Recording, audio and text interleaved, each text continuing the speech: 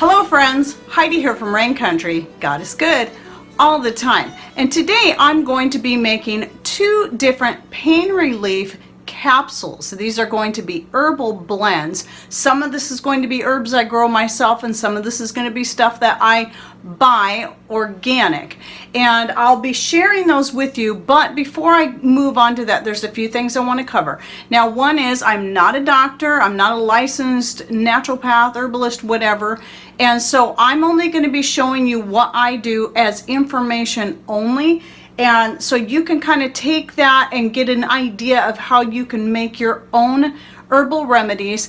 And I recommend that you do some research. There are all kinds of herbs out there that are great as both analgesic and for anti-inflammatory. And a lot of times you'll find that if they're one, they're actually both. Not in all cases, but quite a bit of the times. And another one is sometimes the ones that are really good with their sedative properties also are good for pain, especially when you're talking about migraines or any kind of headaches that are brought on by stress, because if you can relieve the stress and kind of calm yourself, that will also help relieve the pain. So I'll go over a few of these, but what I recommend you do, and I say this in almost every herbal based video, is that you get yourself at least a couple of good books like the ones I have here. Amy Fuell's book, their Herbal Companion, Homesteader's Herbal Companion, and whoops, I forgot to turn this one the other way, and then the Rodale's Illustrated Encyclopedia of Herbs. And I have a lot more books like this, but I'll link to these two below, and I'll try to link to maybe a couple more if I remember to do so. These are a couple of really great options to start with, but you can also, and I always recommend having hard copies on hand, because you will not always have access to the internet. So having a hard copy book is really important. But it's really easy to look these things up by simply going into your browser and saying best herbs for pain. That will be the easiest one to go by. And then consider who you're going to be giving this to, if it's going to be children, pregnant women, and so on. Make sure you check out, or people on any kind of medication or with certain types of allergies. Make sure you look up that specifically, if that herb is safe. Once you find something you think, okay, this might be a good herb, but is it safe for children? Is it safe for the elderly? Is it safe for somebody on such and such medication, and so on and so forth? Look all these things up before you administer it to any of your family or even to yourself. Now, we have no allergies. We're not on any medications, even though we once used to be. We have long since taken ourselves off of them and gone all natural. And then I also wanted to point out, I have a video I did a while back on making your own pain relief extract. Now, the reason this is an extract and not a tincture is because it's not made with 80 proof alcohol or higher. So a tincture is made with a high alcohol content, where this, I actually can't remember what I made it with. I think I made this with glycerin and my own homemade wine, if I remember, because that's what I've been doing a lot of my extracts with. But I will link to this video below if you're interested in learning how to make an extract. An extract is a very powerful way to get a good medicinal herb. However, when you're talking about things like one of the herbs I'll be using today, because it is one of the ones I find most effective for pain, is feverfew. Feverfew is very bitter, so taking it in the form of a tea or an extract is quite unpleasant. But that's why I'm also going to be showing you some other things that you can do as well. So as a result, it's good to have other ways that you can take it, or other types of herbs and spices that you may take instead. So I'm always still looking for better ways to get a good analgesic, because what I found is some of the things that work good for me don't always work quite as good for Patrick. Now, we both seem to do pretty good when we eat the feverfew and the catnip together raw, fresh from the garden, but as a tincture or an extract, it doesn't seem to work as well for him as it does for me. So I've been learning more and going deeper in depth on different spices and herbs. I specifically like to look at things I can grow myself, but I also look at things that I can stock up on easily enough, such as some organic turmeric. And I get mine through the Subscribe and Save program on Amazon. and that's one way to do it. So the turmeric is very effective. For a couple days in a row, for some reason, I'm not sure what brought it on, but I had just a real sharp headache.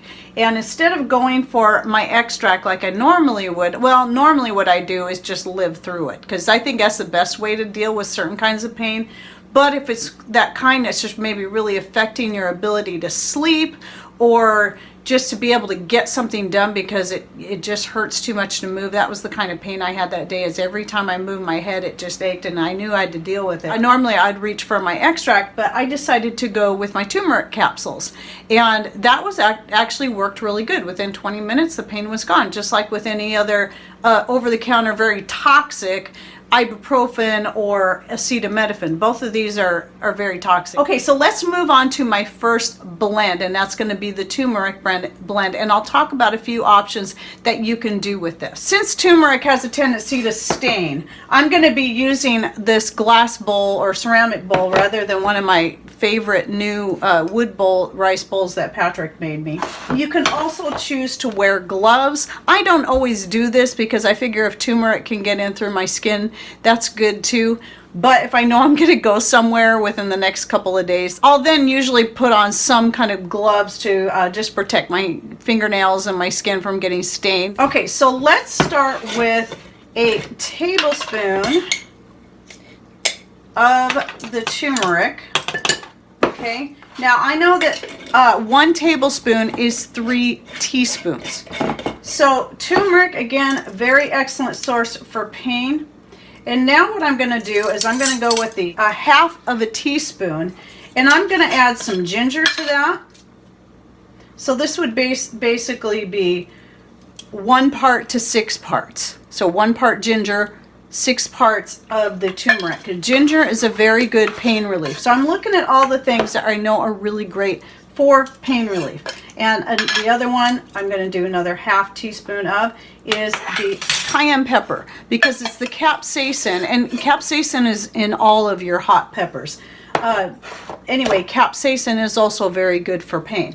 Now, this would actually be just fine as it is, but for those who might be concerned of the uptake of the turmeric and just want to make sure you really increase it, I recommend adding just a little bit, maybe let's just do another half teaspoon of some fine ground black pepper. It's the piperine in the black pepper that will increase the uptake and make the curcumin within the turmeric more bioavailable. However, one thing you need to know is that no, you do not always need black pepper to increase the uptake of the curcumin. I have a video that I did 2 years ago that I'll go ahead and link in the description box down below. Don't forget to hit show more. And I recommend, especially if you're allergic to black pepper or you just don't like it, I recommend you check out that video, because you might be surprised to find out how many different ways that you can either prepare your turmeric or things that you can combine it with that will make it very bioavailable and increase the uptake within the body. Okay, so now the next thing I'm going to do is get my non-GMO gelatin capsules. I believe these are the veggie caps, so if you're vegan, I believe that's what these ones are. I'll go ahead and link to the ones I get down below. I think these are size 00. And make sure whatever you look for is non-GMO, because some of the gel caps are made with genetically modified ingredients, so double check that. Now, you can get an actual thing that to make it easier, well, some people find it easier to fill their capsules with, and if you think you'd be interested in something like that, I'll go ahead and link to one of those down below. Me, I have absolutely no interest in those, because I feel like I can do this just as quick with less mess, and I can get more in the capsule because of the way I'm doing it. But however you do it is entirely up to you. Now let me mix these ingredients together first. I almost forgot to do that, duh. So you want them blended well. And another thing to do would be to combine it in a small jar first and shake it up really good, and then put it in your bowl. But having a bowl where it's not too big of a bowl, but it's wide enough that I can get my fingers in, that's what works for me. I just made a mess because the capsule slipped out of my hand in my first attempt. That doesn't normally happen. You can see I got stuff everywhere. But anyway, what I do is I take the capsule and I fill both sides as full as I can, and then I push them together. And then I just kind of flick it like that to get some of that excess off. And there we go. There's my capsule. And I can make quite a few of these in a short period of time.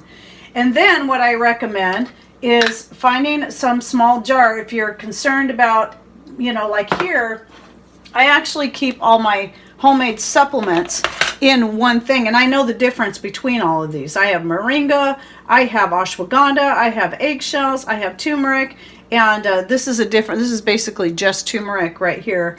I might have a little pepper mixed in with those ones, but because I'm making this one specifically for pain remedy, I'm going to go ahead and store it in a separate jar. Now this was something, I just did a video on recycling bottles and jars, and here's one. Of course I knew I was forgetting some, and that is before I started growing my own horseradish, I used to buy the horseradish in these little jars like this, and these make really good jars for storing things such as capsules for pain. And I'm probably going to put both of the ones I make in here. Now let's move on to the next one I'm going to make, and this is all herbs from my own garden. Now I don't grow ginger or turmeric. I've tried several times with both, and those do not grow for me. I do grow cayenne pepper from time to time, though that one particular one I did buy, because I usually don't powder up my own cayenne pepper. I use that in other ways.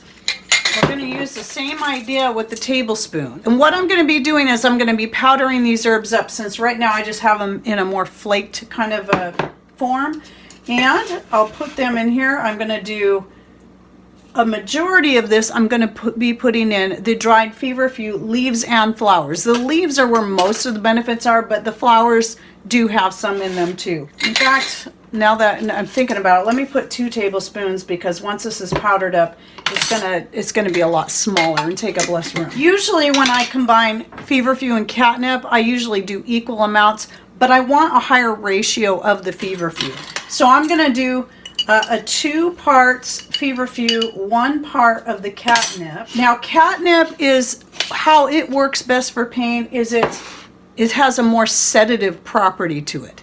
And that's going to be the same for your valerian root or even your leaves and flowers. You can use valerian leaves and flowers just as well as the root. The root is going to be far stronger. However, because I'm letting my young valerian plants, I want them to grow there for a couple years before I start harvesting their roots. So I've been using, for various things, teas and stuff, the leaves and the flowers, which have a little bit better smell and flavor than the root does, because they're not quite as strong. So we'll do the same thing there. We'll do 1 part valerian. Valerian is similar to catnip in its strong sedative properties.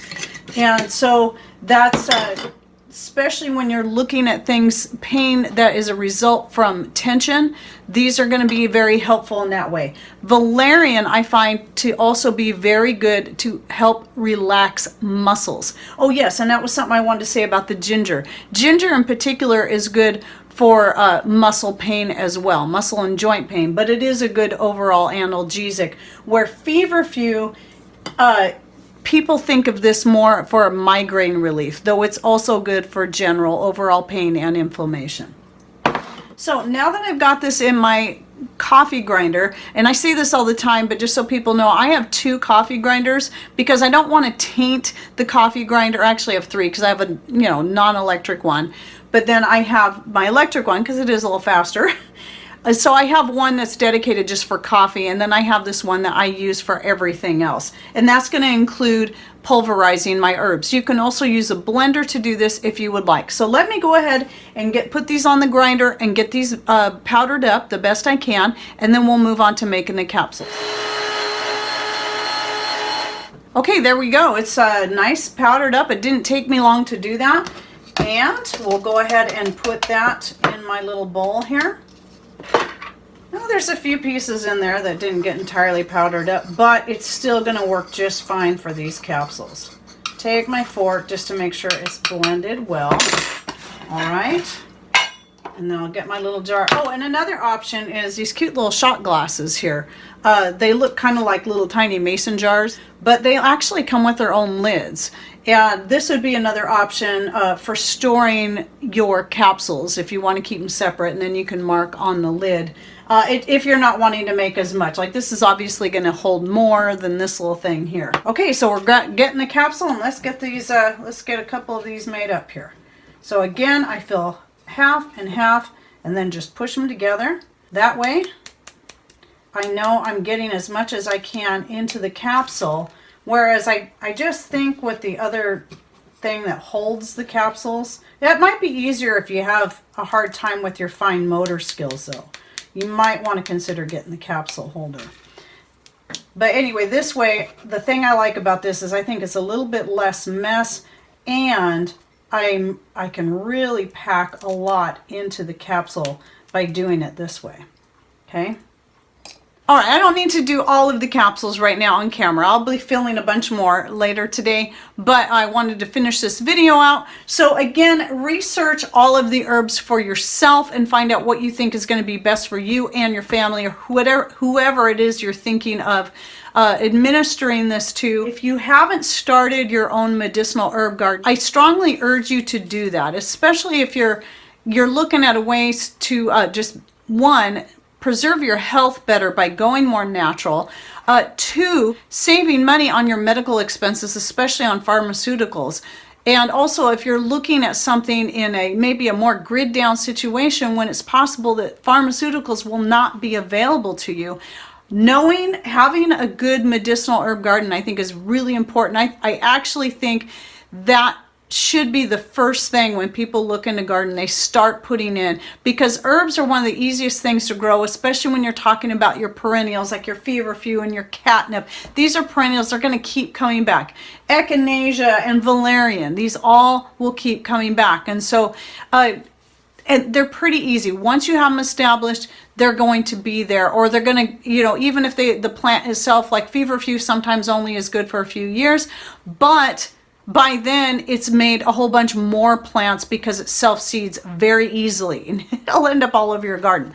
But I would rather have that than not have it at all. And catnip I have found to be very hardy. It is in the mint family, and so it doesn't spread as badly as peppermint and certain other mints, but it does get bigger every year. But I find it's one of the easiest ones to manage, and I highly recommend that. So I do have videos out specifically on just the catnip, one just on catnip and its benefits, one just on feverfew and its benefits, one just on valerian and its benefits, as well as a whole bunch of other herb profiles that I've done, and I still have a lot more I will be doing this coming summer. So I will link to my herbal playlist down below if you'd like to check those out. Before I close it up, I almost forgot to say dosage. When it comes to the extract, even though this is about the capsules, I take up to 2 ounces at a time when it's an extract, and that's up to usually only about an ounce. But if it's a tincture, I'm going to do maybe up to a teaspoon. I don't really make tinctures that much anymore because I like using my own homemade wine because it's organic and it's a lot cheaper. But if you do prefer to make your medicines as a tincture using vodka or rum or some other 80 proof and above alcohol, then you just need a little bit. But when it comes to the capsules, like for me, when I did the turmeric capsules, I found just one was enough. And again, this is, I believe, the 00. I will have this linked below, the capsule size that I use, so you'll know for sure when you go to check it out. But I find that's enough. However, what you can do is take one of either one of these and then wait about 20 minutes to half an hour and then try another one after that. Again, just like anything, just because it's natural and organic and all that also doesn't mean that you should take too much. There's a lot of these things that people should not take, become dependent on taking on a regular basis, like every day. These are things you should take only as you really need it. Just like I said about the headaches, a lot of times I I just live with them. I mean, I don't bother with it unless I can't function properly. Which is kind of rare that I have headaches that do that to me. Usually when I get a headache, it's mild enough. I can just live with it because I don't want to be dependent on something to get rid of the pain for me. And I think sometimes it's just kind of makes us a little tougher, you know, if we just kind of get used to dealing with it. So that's just that's just my personal opinion. So again, do your research on all that. I'm just telling you again what works for me, what works for us. Just do your research. You want to make sure that what you're taking is going to work for you, whether or not you're pregnant, whether or not you're on medication, whether or not you have some kind of allergies, whether or not you're giving this to a child. And then also knowing, you know, how long should you take these things for. I can't tell you all the exacts on all that. There's just way too many variables. That's why you have to do your own research individually, depending on your needs and how much you might think you need to take it. So for me, I don't worry about taking too much of like the feverfew or anything like that, because it's just rare that either one of us really use it, but at least it's there when I need it. All right, so don't forget to check out the links down below for both, you know, for the books, for the capsules, for any herbs that I can think to link down below. And also check out my herbal playlist if you're interested in learning more about each individual herbs that I have videos out on. And I think that's it. So if you have any questions, put them in the comments down below and I'll do my best to answer them. Remember, I am not a doctor. I'm not a licensed naturopath or herbalist. This is all just me, and this is how I take care of us, and it works for us. All right, well, I hope you enjoyed this video and you learned something new. Thanks for watching. Take care and God bless.